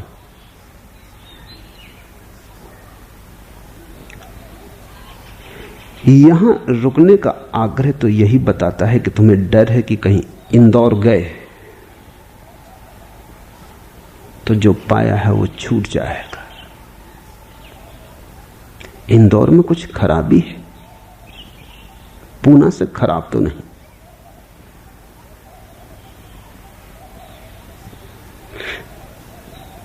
जैसे लोग यहां हैं वैसे लोग वहां हैं, जैसे वृक्ष यहां हैं वैसे वृक्ष वहां हैं। जिस आकाश ने पूना को घेरा उसी आकाश ने इंदौर को भी घेरा है, और जिस पृथ्वी ने पूना को संभाला उसी पृथ्वी ने इंदौर को संभाला है। मैं चाहता हूं कि इंदौर और पूना का फासला मिट जाए, तुम इंदौर में भी पूना को पा सको। तुमने अगर जिद की कि तुम नहीं यहीं रुकोगे तो वो जिद सिर्फ डर बताती। मैं तुम्हें उस डर से भी मुक्त करना चाहता हूं। तुम अगर मेरे पास ही सुखी रह सकते हो तो ये सुख बहुत कीमत का ना हुआ, ये सुख बहुत गहरा ना हुआ, ये सुख बड़ा उथला है, ऊपर ऊपर। इस सुख के भीतर डर तो छिपा ही है, छूट जाने का, खो जाने का। हरी झंडी से डरते क्यों हो?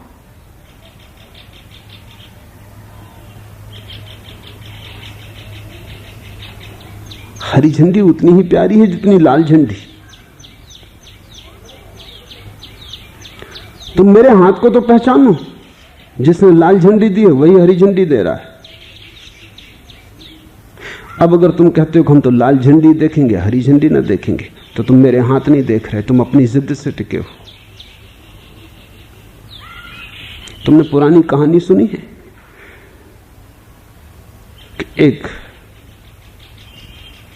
परम ज्ञानी अपने शिष्यों को समझा रहा था कि सभी जगह परमात्मा है, सब रूपों में वही छाया, सभी रंग में वही। एक शिष्य वहां से विदा हुआ, इस भाव से भरा हुआ। राह पर राजा का हाथी पागल हो गया था। महावत चिल्लाया, हट जाओ। आसपास के लोगों ने रोका कि राह पे मत जाओ, हाथी पागल है। पर उसने कहा छोड़ो भी, अभी गुरु के घर से आ रहा हूं। और गुरु ने कहा सब में वही, वही एक बसा है, इस हाथी में भी वही है, क्या डर है? वही मुझ में, वही इसमें। माना उसने तो वेदांत सुना था, हाथी ने ना सुना था। वही झंझट हो गई। हाथी कहीं उपनिषद वगैरह की चिंता करते। उसने हाथी ने उसको उठाया, सूंड में मरोड़ा, फेंका, टकराया पास की दीवार से, सिर खुल गया, लहूलुहान हो गया। वो बोला अरे ये गुरु तो कहता था सभी में ब्रह्म। उसने कहा मुझे गुरु के पास ले चलो। ये तो बात संदिग्ध मालूम पड़ती। लोग उसे उठा के गुरु के पास ले गए। गुरु ने कहा मैंने कहा था सभी में ब्रह्म है, लेकिन महावत में नहीं है, ऐसा मैंने कहा था। और महावत जब चिल्ला रहा था कि रुको, तो कौन चिल्लाया था? ना समझ, ब्रह्म ही चिल्लाया था। अब तेरी मर्जी, तू हाथी के ब्रह्म की सुना और महावत के ब्रह्म की ना सुना। जब महावत और हाथी में सवाल उठे तो महावत का ब्रह्म ज्यादा विकसित ब्रह्म है, उसकी सुनो। तूने व्यर्थ जिद की। तुम सोचते हो लाल झंडी मैंने बताई इसलिए तुम रुके, नहीं, तुम रुकना चाहते हो, तुम अपने कारण रुकते हो, इसलिए हरी झंडी बाधा डालती। पर मैं कहता हूं मेरे हाथ को देखो, मैं तुम्हें पास बुलाता हूं, तुम्हें दूर भी भेजता हूं, ताकि तुम उस ढंग से पास होना सीख जाओ जहां फिर पास आने और दूर जाने का उपाय नहीं रहता। तुमने जो पाया है उसे संभालो, गांठ गठियाओ, घर जाओ, कोशिश करना वहां भी कि जो शांति, जो आनंद, जो सुख, जो ध्यान यहां मिला वो वहां भी मिल सके। न मिले जानता हूं, कठिनाइयां हैं, फिर लौट आना, लेकिन बार बार जाना वही है। जिस दिन तुम्हें ब्रह्म इंदौर में दिखाई पड़ने लगे उसी दिन समझना कि मेरे पास आए। और इसलिए मैं तुमसे कहता हूं तुम जाओ, मैं पीछे आ रहा हूं। तुम किस बात को बेहतर समझते हो, तुम्हारे यहां रहने को या तुम्हारे साथ मेरे आने को?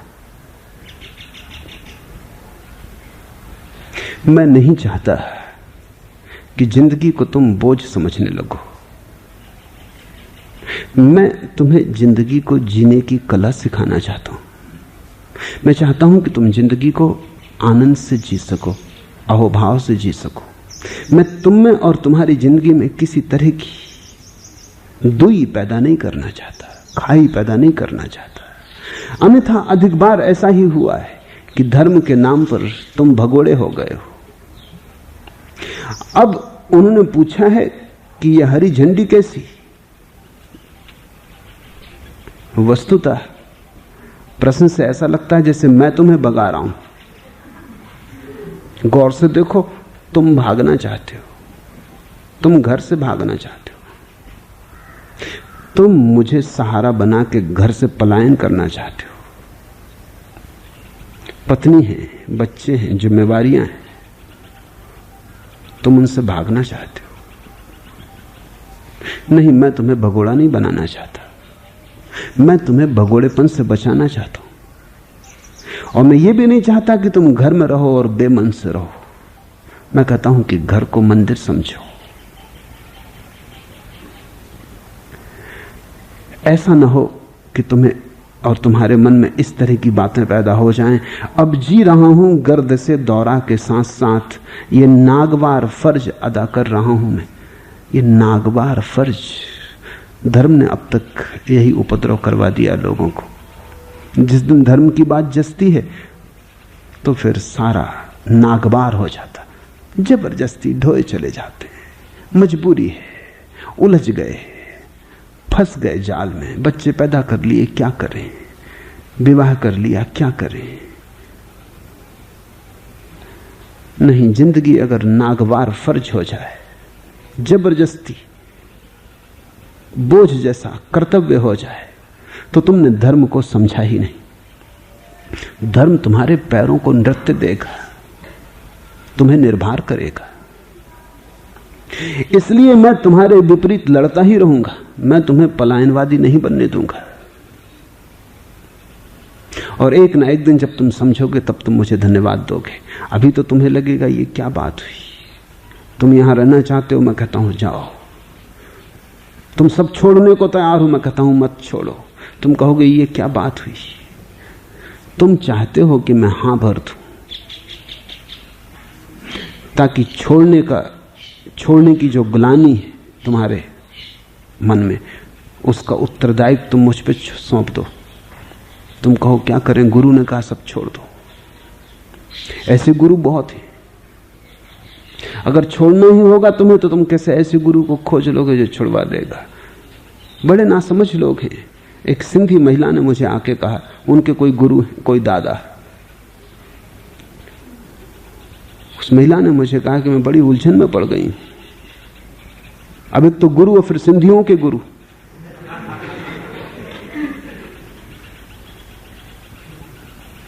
बड़ी उलझन में पड़ गई। क्या उलझन है? उसने कहा कि मेरे गुरु ने समझाया कि ये जो पति का प्रेम वगैरह, अभी विवाह हुए कोई 2 ही साल हुए थे, ये जो प्रेम वगैरह है ये सब धोखा है, भ्रमजाल है, माया है। तो मैंने पूछा कि इसकी कसौटी कैसे करूं, तो गुरु ने कहा ऐसा कर, 15 दिन तक तू उदासीन रहे। पति कुछ भी करे तू उदासीनता जाहिर कर। पति कुछ भी कहे तू क्रोध और नाराजगी जाहिर कर। पता चल जाएगा, अगर प्रेम होगा तो टिकेगा, नहीं होगा तो खत्म हो जाएगा। उस मूढ़ ने घर जाकर ये प्रयोग भी कर लिया। 15 दिन उदासीन, क्रोधित।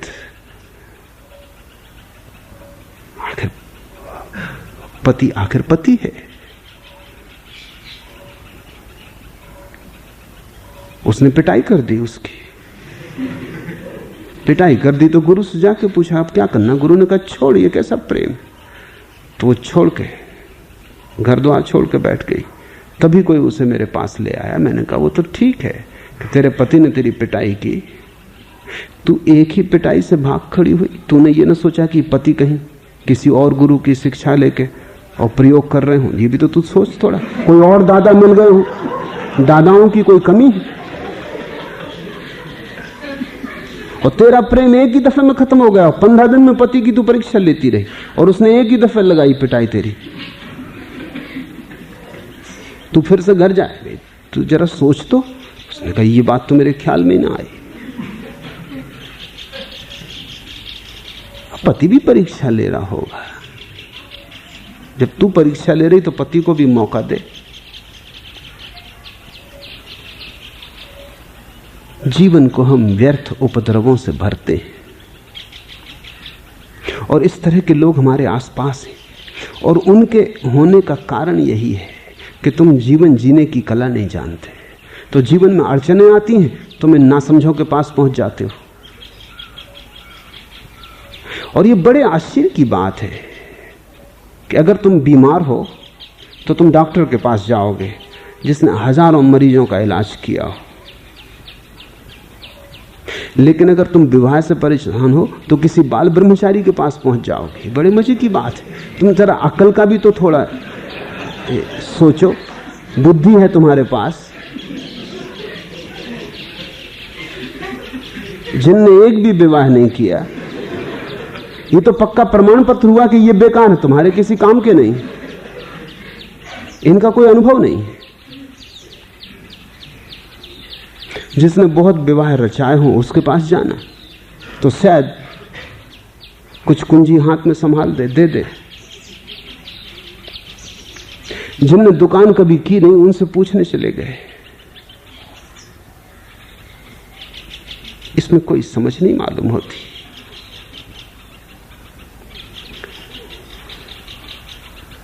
तुम भागना चाहते हो तो तुम किसी भगोड़े को खोज लोगे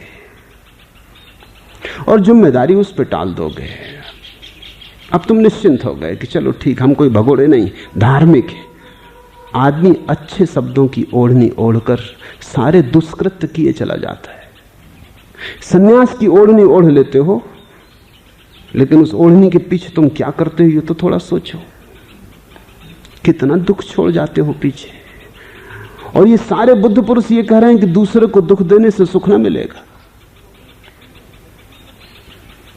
तुम अपनी पत्नी और बच्चों को भी सुख न दे पाए, उनको भी तुम दुख में डाल गए, और किसको तुम सुख दे पाओगे? जो तुम्हारे बहुत पास हैं कम से कम उन्हें तो दो, फिर दूर की सोचना, फिर और बढ़ाना अपने प्रेम को। लेकिन जो पास हैं उनसे ही तो मत छीनो। लेकिन अक्सर ऐसा होता है कि जो लोग प्रेम करने में असमर्थ होते हैं वो मनुष्यता को प्रेम करते। अब मनुष्यता कहीं मिलती? कहां खोजोगे मनुष्यता को? जहां मिलेगा मनुष्य मिलेगा, जहां मिलेगा व्यक्ति मिलेगा, मनुष्यता तो कहीं मिलती नहीं। जिनको प्रेम से बचना हो वो कहते हैं हम तो मनुष्यता को प्रेम करते। ये धोखेबाज है। ये इस सत्य को स्वीकार नहीं करना चाहते कि हम प्रेम करने में असमर्थ हैं, इसलिए हमने एक बड़ा ढकोसला बनाया, ऊंचा शब्द चुना, मनुष्यता का प्रेम। संसार को भी तुम प्रेम ना कर पाए, तुम निर्वाण को प्रेम कर सकोगे?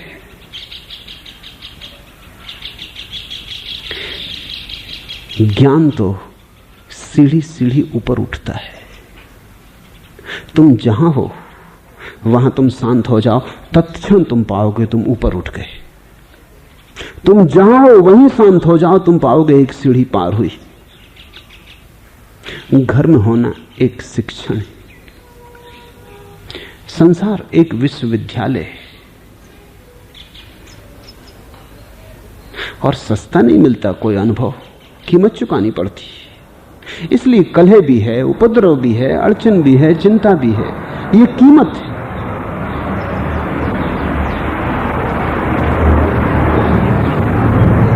रही मेरी बात तो मैं तुम्हारे साथ आता हूं।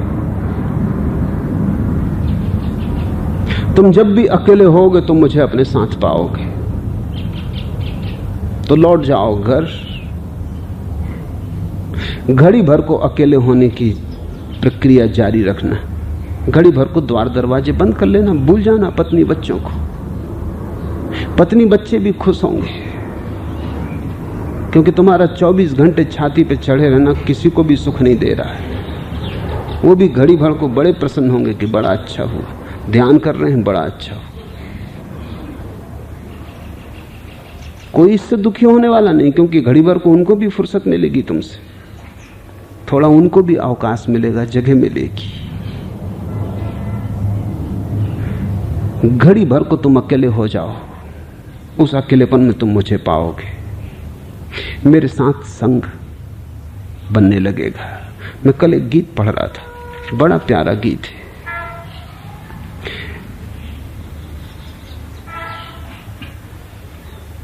मां जल भरन न जाऊं। कोई युवती अपनी मां से कह रही, मां जल भरन न जाऊं, जिधर बढ़ाऊं चरण, उधर ही साथ लगा छाया सा डोले। भीड़ देख जा छिपे आड़ में, इकला पाते ही संग होले। तरह तरह के रूपक रचकर ऐसा नाच नचाए मन को, मां जल भरन न जाऊं। बिना सूत्र के पुतली नाचे, बिना तार एक तारा बोले। घट से तट तक, थल से जल तक, पर्णकुटी से राजमहल तक, कोई भी पथ नहीं जहां यह हेरा फेरी करे न भौरा, मां जल भरन न जाऊं। कृष्ण के लिए कहा गया गीत है, पर बड़ा प्यारा। तुम अगर मेरे पास ही आ गए हो तो तुम दूर न जा सकोगे। जल भरने जाओ कि ना जाओ,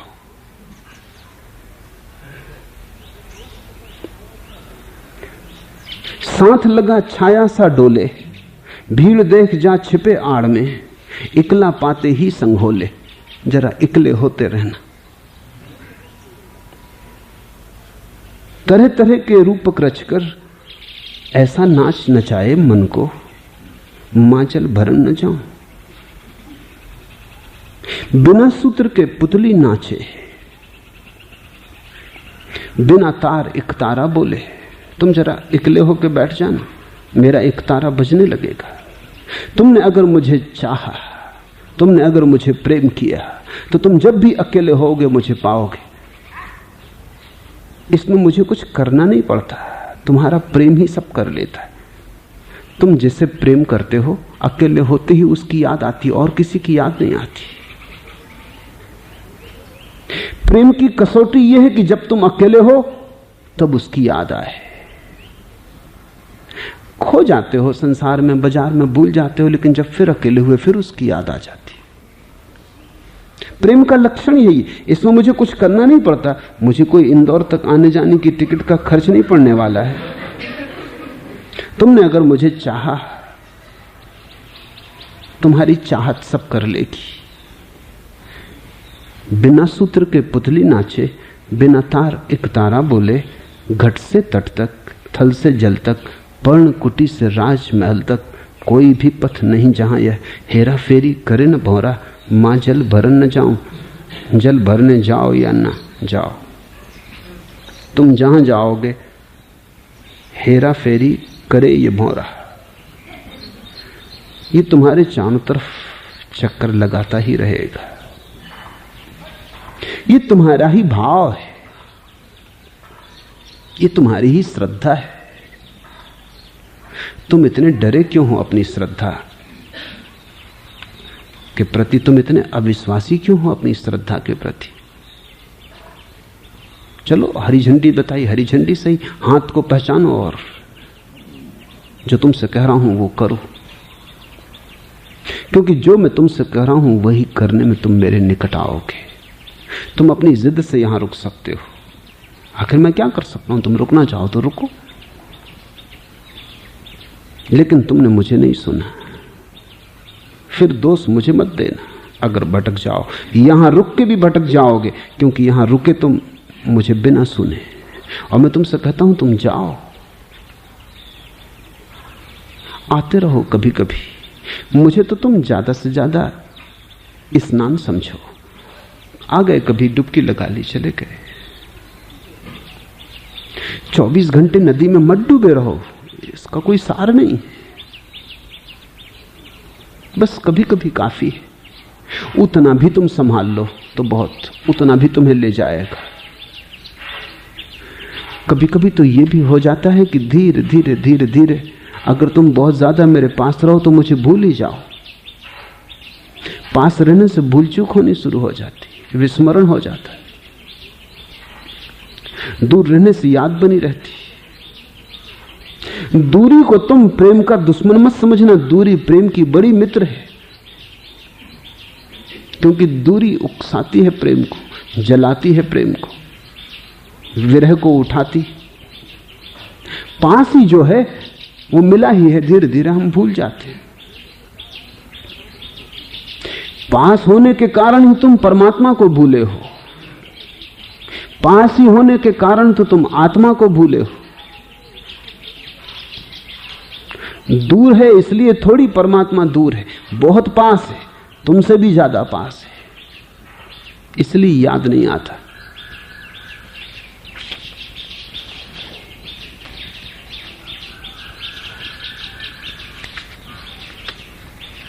आखिरी सवाल, आपने माला के धागे के पहचानने की बात कही। मैं आपको काफी समय से सुन रहा हूं। मेरी समझ से आपकी माला का धागा साक्षी भाव है। कृपा पूर्वक इस बात पर प्रकाश डालें। ठीक पहचाना, साक्षी भाव मेरी ही माला का धागा नहीं, सभी की माला का धागा है। बुद्ध, कृष्ण, क्राइस्ट, महावीर, जरथुस्त्र, लाओसु, सभी की माला का धागा है। साक्षी भाव आखिरी बात है, पहली भी और अंतिम भी। शुरू भी उसी से करना है और अंत भी उसी पर करना है।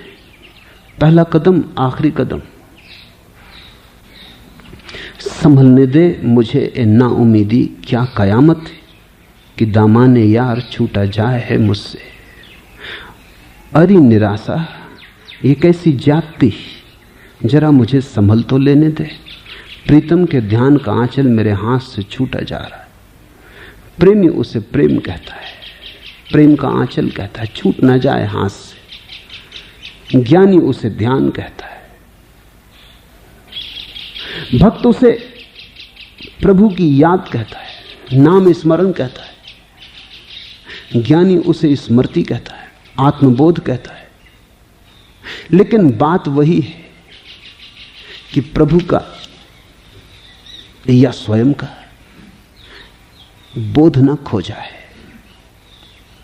कुछ तुम्हारे भीतर जो शाश्वत है वो वही है। शरीर भी गलेगा, मिटेगा, मन भी जाएगा। शरीर भी संगठन है 5 तत्वों का और मन भी संगठन है उदार विचारों का, वासनाओं का। दोनों पिघल जाएंगे, खो जाएंगे। तुम्हारा होना न तो शरीर में है न मन में है। तुम्हारा होना तो उसमें है जो शरीर और मन के पार खड़ा हो जाता है, दोनों को देख लेता है, शरीर का साक्षी हो जाता, मन का साक्षी हो जाता। गायक के अधरों पर है ऐसा एक गीत, चुप होकर भी जो युग युग गाया जाता है। चुप होकर भी जो युग युग गाया जाता है। मुरझाते उपवन में भी है ऐसा एक फूल, जिसके तन को पतझार नहीं छू पाता है। सांसों के घर में एक सांस ऐसी रहती, मरघट का सोना भी न जिसे भर सकता है। मिट्टी की पुतली में है ऐसा एक स्वप्न, जिसके कारण इंसान नहीं मर सकता है। तुम्हारे भीतर उसे खोजो जिसके पार तुम न जा सको, जिसके पीछे तुम न हट सको, जहां तक हट सको जिसके पीछे न हट सको। तुम आंख बंद करो, अपने शरीर को देख सकते हो। हाथ हिलाओ, तुम देख सकते हो हाथ हिल रहा है। सिर में दर्द हो, तुम देख सकते हो भीतर सिर दर्द हो रहा है। तुम अलग हो, पीछे खड़े हो। विचार चले, सूक्ष्मतम विचारों की तरंगें चले, अच्छी या बुरी, तुम उन्हें भी देख सकते हो। तुम देखने वाले हो, तुम साक्षी हो। अब इस साक्षी से पीछे तुम ना हट सकोगे, क्योंकि साक्षी को भी देखोगे तो साक्षी ही रहोगे। साक्षी के साक्षी को भी देखोगे तो साक्षी ही रहोगे। शरीर को हट गए, शरीर ना रहे। मन से हटे, मन ना रहे। साक्षी से नहीं हट पाते, साक्षी ही रहते हो। ये परम सूत्र मिल गया, ये वो गीत मिल गया जिसकी बात है। गायक के अधरों पर है ऐसा एक गीत, चुप होकर भी जो युग युग गाया जाता है। मुरझाते उपवन में है ऐसा एक फूल, जिसके तन को पतझार नहीं छू पाता है। वही तुम्हारा साक्षी भाव है, वही समस्त बुद्ध पुरुषों की मालाओं का सूत्र है। उस साक्षी भाव में सारे विरोध शून्य हो जाते। उस साक्षी भाव में अंधेरा और प्रकाश दोनों शून्य हो जाते हैं, क्योंकि तुम दोनों से पीछे हट जाते हो। तुम अंधेरे के भी देखने वाले, प्रकाश के भी देखने वाले। शुभ और अशुभ दोनों शांत हो जाते, तुम दोनों के देखने वाले। संसार और निर्वाण दोनों शांत हो जाते हैं, तुम दोनों के देखने वाले। सब निमज्जित हो जाता है उसमें।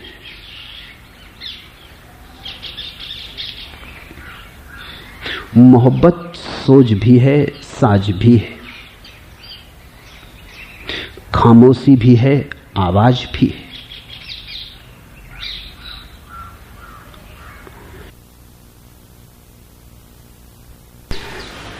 प्रेम कभी खामोश है, कभी बोलता है, लेकिन साक्षी भाव दोनों के पार है। न तो खामोश न बोलता। इसलिए बड़ा कठिन है कहना कि साक्षी भाव क्या है। खामोश होता कह देते खामोश है, बोलता कह देते बोलता है, लेकिन न बोलता है न खामोश है, दोनों के पार है।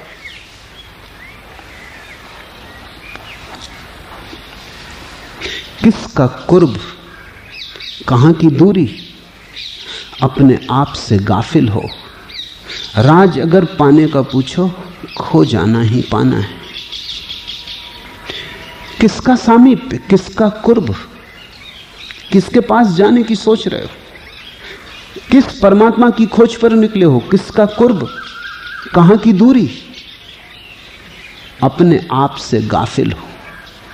न कोई दूरी है, न परमात्मा दूर है, न उसकी समीपता खोजनी, बस अपने आप से बेहोश, साक्षी नहीं हो, जागे नहीं हो। राज अगर पाने का पूछो, खो जाना ही पाना है। साक्षी भाव में तुम भी ना बचोगे, क्योंकि तू और मैं दोनों के तुम साक्षी हो जाओगे। यहां देखो, मैं बोल रहा हूं, तुम सुन रहे हो। अगर तुम साक्षी बनो तो तुम बोलने और सुनने दोनों के पार हो गए। तुम अपने सुनने के भी साक्षी हो जाओगे। जैसे तुम मेरे बोलने के साक्षी हो, वैसे ही अपने सुनने के भी साक्षी हो जाओगे। तुम कहोगे आप बोल रहे, मैं सुन रहा, लेकिन कोई दोनों के पार है। इस पार को पकड़ो, इस अतिक्रमण के सूत्र को पकड़ो। यही दामाने यार है, यही उस प्रेमी का आंचल है।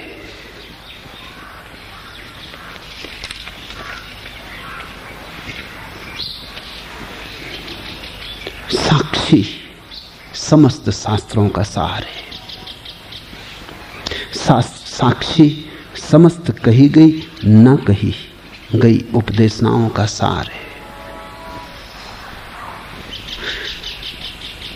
साक्षी के लिए अलग अलग शब्द उपयोग किए गए हैं, लेकिन भाव को पकड़ लो।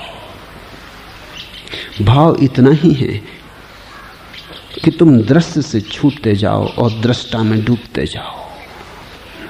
जो दिखाई पड़े जानना अलग है, भिन्न है, पृथक है। जो देखे जानना यही मैं हूं, और धीरे धीरे उस जगह आ जाना जिसके पार जाने का उपाय ना हो,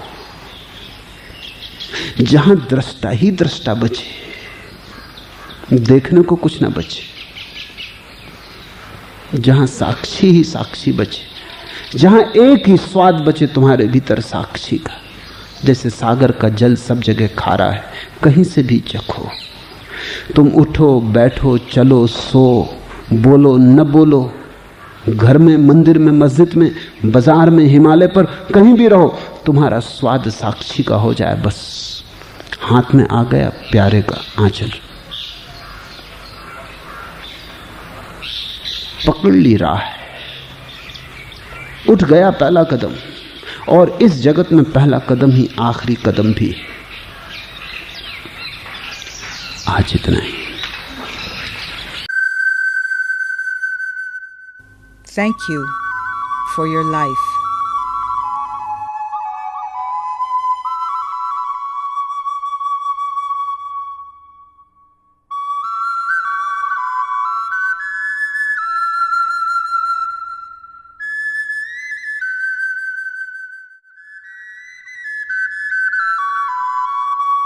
It begins. It ends. It ends. It begins. For more information you can contact us knowledgeme.com. अधिक जानकारी के लिए आप हमें संपर्क कर सकते हैं knowledgeme.com पर। आभार।